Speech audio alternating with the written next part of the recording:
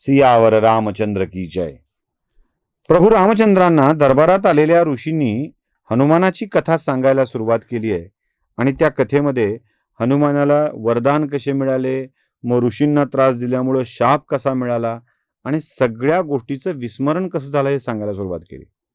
ते म्हणाले, रामचंद्रा, तुम्ही जो प्रश्न विचारला होता ना, की खरं तर लंकेत रावणाला मारणं शक्य होतं, वालीला हनुमानानं मारणं शक्य होतं, एवढा बलशाली होता, तर मग त्यानं ते का केलं नसावं? याचं जे उत्तर तुम्हाला हवं होतं ते हे आहे, की सगळ्या ऋषीमुनींनी त्याला शाप दिला होता की तुला तुझ्या शक्तीचा विसर पडेल आणि योग्य कार्यासाठी आठवण करून दिल्यावर त्याचं स्मरण तुला होईल आणि मग उपयोग करता येऊ शकेल. त्यामुळं हनुमान शापाच्या बरोबर अगदी शांत झाले.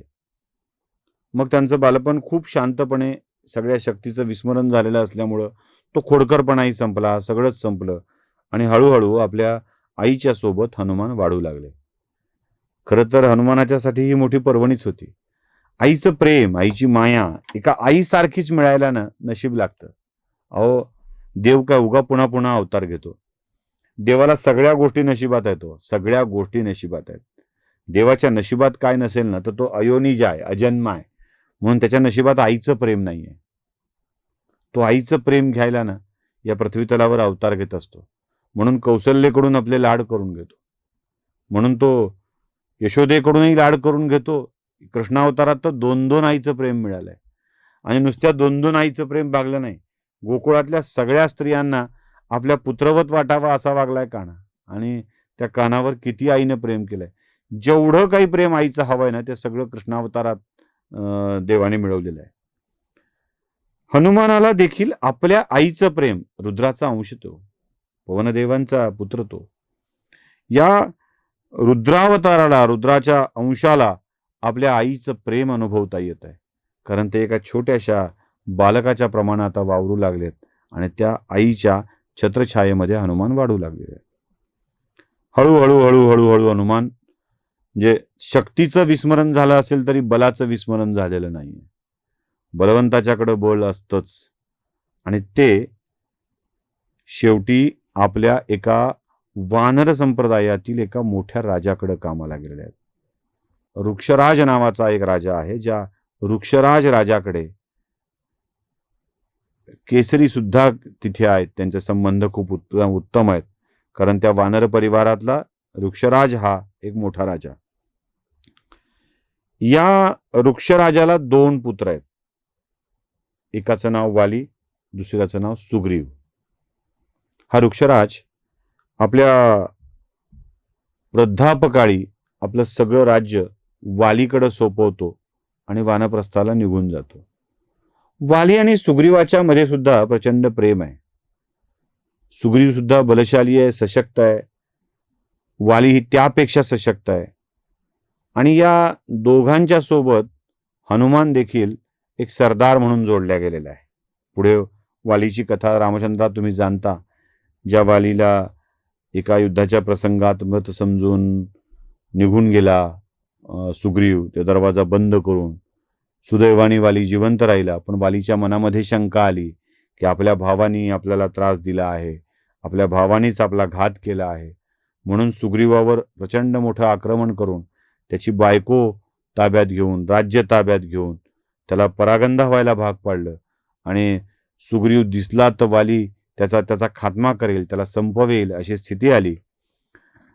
सुग्रीव जो निघून गेला आणि त्या पर्वतावर जाऊन थांबला, त्या निवडक लोकांच्या सोबत हनुमान थांबला होता. आता हनुमान वालीला मारू शकला असता, एवढी शक्ती हनुमानाच्याकडे होती. पण ऋषीच्या शापामुळे त्याला या सगळ्या शक्तीचं विस्मरण झालेलं होतं देवा, म्हणून तो करू शकला नाही. पुढे तुमच्या कार्यात तो जोडल्या गेला. मग समुद्राच्या काठावरती गेला.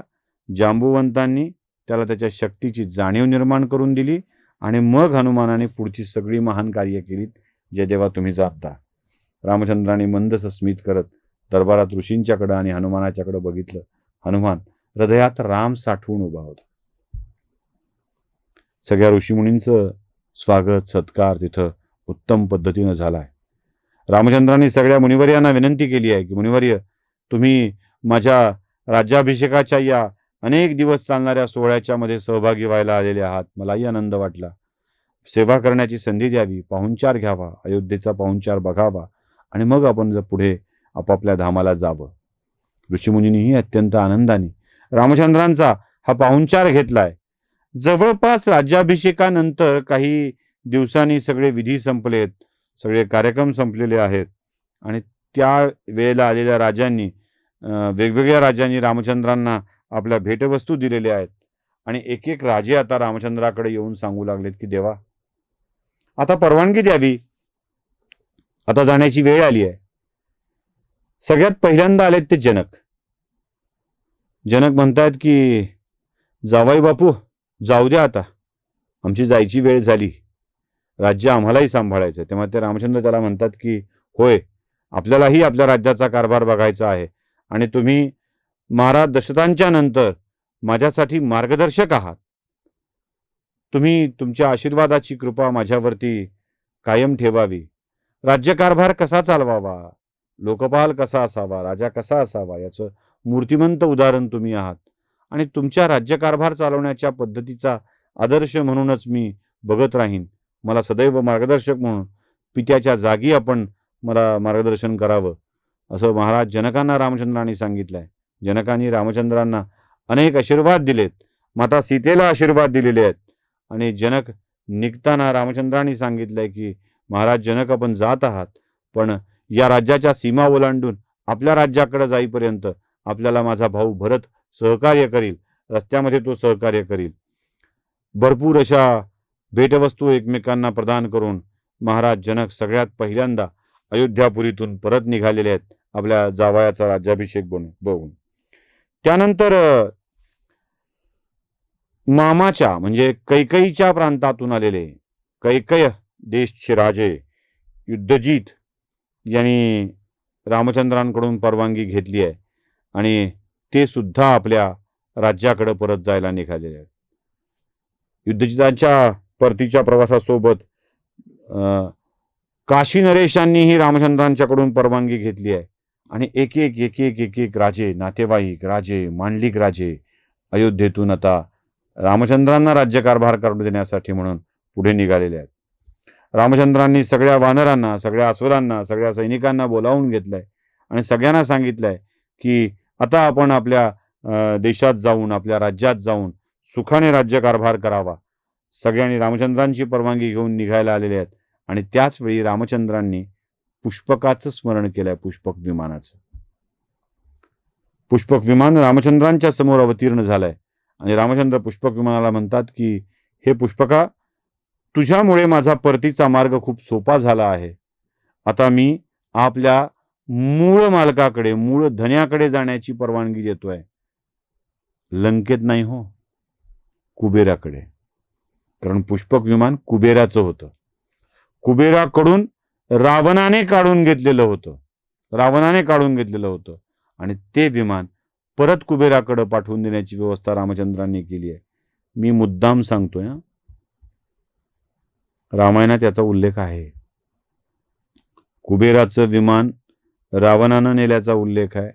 रावणाकडं असलेलं विमान बिभीषणाने रामचंद्रांच्या आदेशाने ते अयोध्येपर्यंत आणलं आणि अयोध्येवरून रामचंद्रांनी त्या विमानाला परत एकदा कुबेराकडे जाण्याचे आदेश दिलेले आहेत आणि विमान तिथं अदृश्य झालंय, म्हणजे ते कुबेरांच्याकडे निघून गेलंय.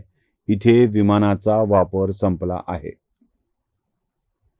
पुन्हा कोणत्या कथेत रामचंद्राने विमान मागवलं, मग ते गेले आणि काय अमुक एक घटना घडवली शंभुकाच्या वधाची, ही कथाच मूळची प्रक्षिप्त ठरते. जिथे रामचंद्र विमान परत करतात, कुबेराचे काही VSR व्हेंचर्स सारखी विमान कंपनीची सेवा नव्हती, कुबेरा एअरलाइन्स नावाची. निघून गेलं असं ते विमान तिथून निघून गेलेलं आहे. सगळे राजे आपापल्या गावात निघून गेलेले आहेत, सगळे सहकारी आपापल्या राज्यामध्ये निघून गेलेले आहेत आणि आता रामचंद्रांचा राज्यकारभार खूप उत्तम पद्धतीनं सुरू झालेला आहे. सियावर रामचंद्र की जय.